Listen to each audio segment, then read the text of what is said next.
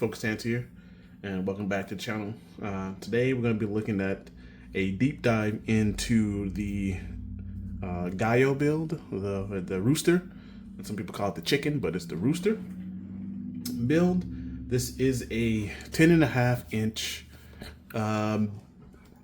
concept for combat with the Down Your Defense Mark 18. I think this would fit perfect for someone that wants something ready out of the box to go. No needed extra stuff. This is ready to go out of the box. Yeah, so we're going to talk about it. So first and foremost, I have in the back here a SBA 4 tactical pistol brace. You know, this is to be compliant with whatever's left of the ATF and their really bizarre rule making. They're not laws, rule makings. And, you know, I know, and you know how we all feel about the ATF and their overreach, but it's not the video for that.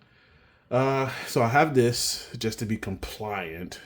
And past that, I have this keeper here. This is like a string keeper for my sling. And this sling is actually from For Controls. Really nice. Nothing too fancy or snazzy about it other than it has, you know, clips and, you know, this double stitching is what I want to say is it's quality made.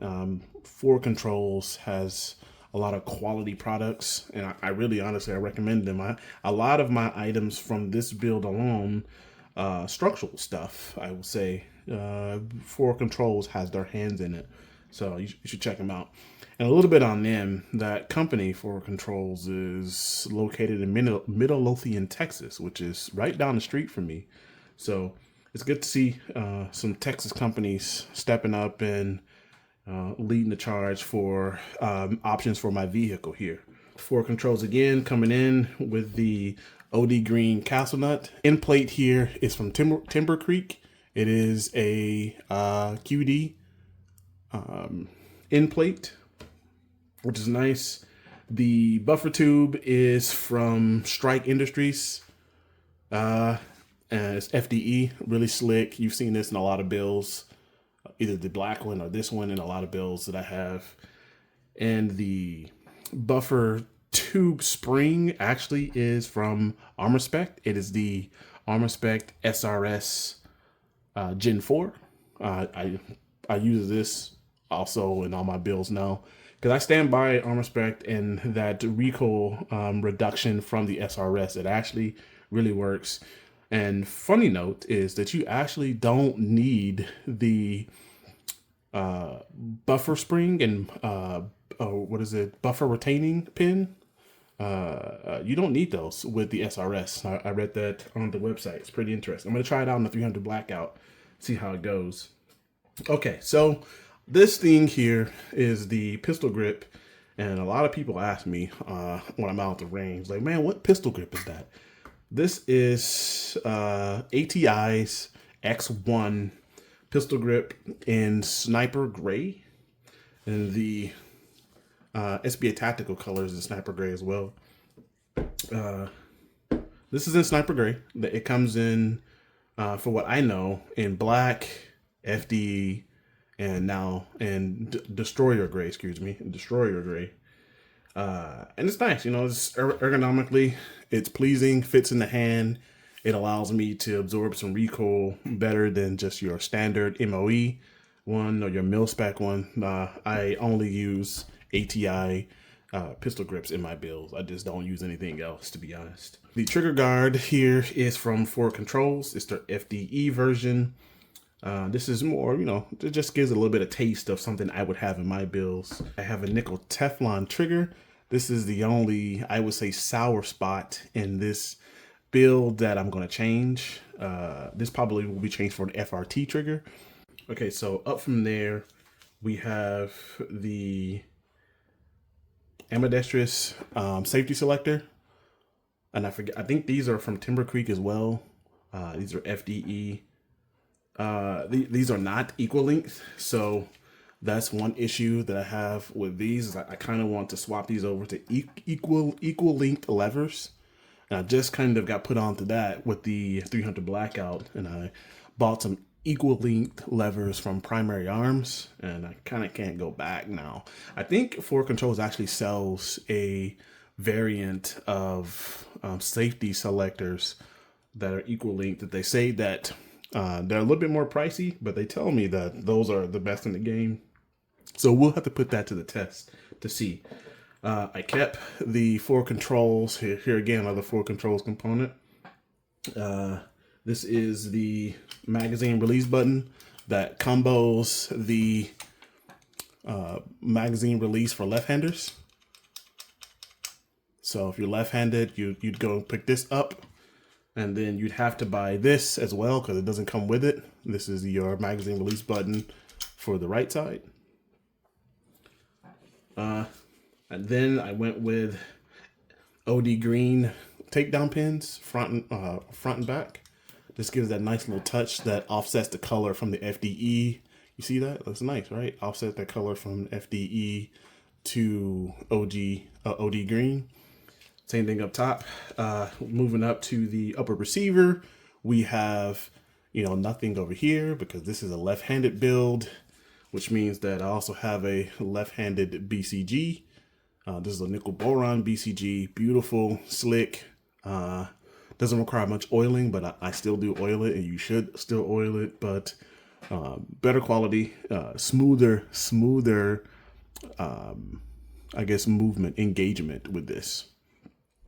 Top of that, another piece of equipment that I always have in my builds here going forward is Battle Arms charging handle, ambidextrous charging handle. Sorry about that. I always have these in my builds now. Good quality stuff. A lot of purchase or real estate to move the charging handle back. All right. So now moving over to my Ford Assist. So this is another Ford Controls piece of equipment here. This is their low snag Ford Assist option. And for those that get snagged on this, what this is supposed to do is stop you from snagging up on your sling or your gloves or slicing your hand, if you will, on the Ford Assist by removing that feature. So it's slick, right? And the engagement is pretty nice. Love it. So this is what I got that for, because I actually ran into that issue of getting my glove stuck here, or this is just causing issues in my build with the OEM or the mil spec Ford Assist. So I opted out for that. So we talked about everything up here, talked about the BCG. We'll move up to the monstrosity of Monstroms 1 to 6 to 24. This thing is I would say really nice. It's got some really clear sights. Let me see if I can show you. I may have to I moved it around, so let's see. Right, I mean you can't really tell on camera, but it's crystal clear. Really good for the price, and this will fit on this build real well. Another build that I have in mind for something like this, it would be a 1 to 10, and that would be for the 8.6 Blackout that I'm going to do here pretty soon. That I put a 1 to 10 on for that. So you can check this out. There are a lot of people who do reviews about the 1 to 6 and 1 to 10 for Monstrum, so check it out. I like it. The only downside I'd say for the Monstrum is it adds about an extra pound of weight onto a very light firearm as it is. So if you're weight sensitive, you're gonna notice the difference in the weight of this weapon. It's not top heavy. It kind of moves it back to the mid. So I mean, it actually works out for me in that regard, that a lot of the weight is like in the middle and not, rear end heavy or top heavy. So from there, we moved up to my swivel mount here. This is, I think, a BCM swivel mount with the AT3 tactical swivel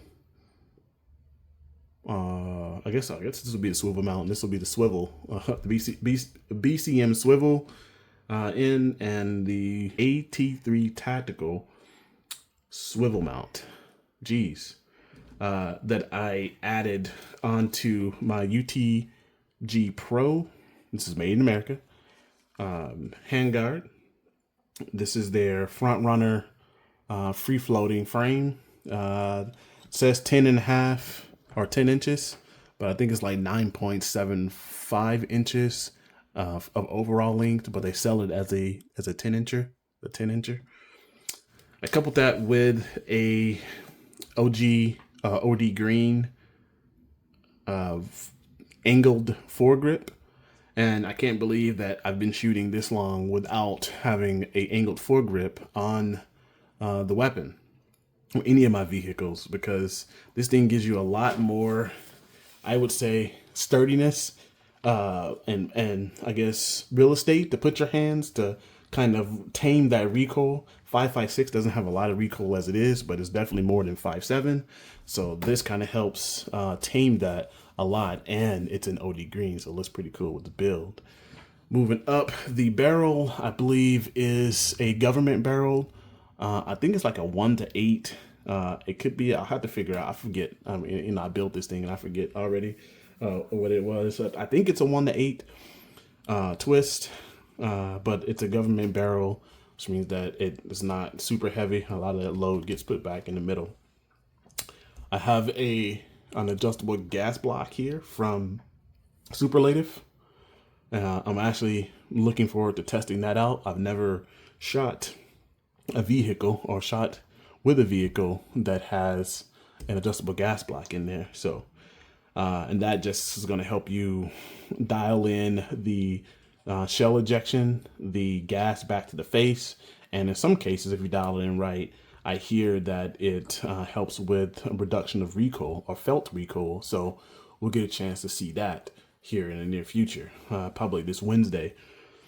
And at the very tip, I have the Call Valley linear compensator or blast forward muzzle device.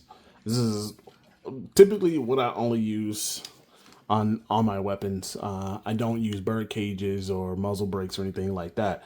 I like my blast to blast forward and not anywhere out the sides or anything like that, especially when you're shooting, a 10.5 5.56.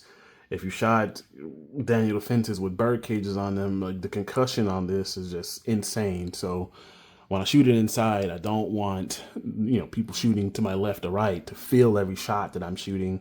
So I feel like a linear compensator is needed for something like this. It will be suppressed, and I actually do have a suppressor already in jail, but it is for the 300 blackouts, but I'll put it on this too, with an adapter. The suppressor. The suppressor is from Huxworks, and that's all I'll say on that for now. But there you go. There you have it. There is a look at what I have in store for the near future. The Sholo Esquinty is now gone, which kind of is another reason why I wanted to build this. It's because the Sholo Esquinty is now gone. Took it to the range and someone bought it. So that's that. Same thing goes for the KS-47. Took it to the range, someone bought it. So and I think someone's gonna go for the Goblin as well, but we'll see. We'll see on that. So yeah, tell me what you think about this in the comment sections. Do you love it? Do you hate it? Do you like the colors? You don't like the colors? Do you want me to build you one? Etc. Etc. Etc. Or how much would it cost to build something like this? I'll let you know all that stuff. Just hit me up either on this or on Instagram, and we can kind of chat there. Anyway, if you like this kind of content, don't forget to like, comment, and subscribe to the channel. We'll be doing this stuff here in the near future and getting back outside to work on the focus. Cause I got some new stuff in to kind of address the paint issues that I had. So I'll be working on that tonight, actually. And hopefully I'll have that video ready to be posted tomorrow. So check back in for that. Check back in for the A6 Blackout build, and the build after that. We'll be doing the 6 5 Grendel, which I think will be my last 2 bills until, some components are moved around. I get rid of some items. We'll see. I don't know too much yet where I want to go in the vehicle industry. So we'll see how that goes. But anyway, before I talk your ear off, I'm gonna get out of here. Focus stands, signing off. Peace.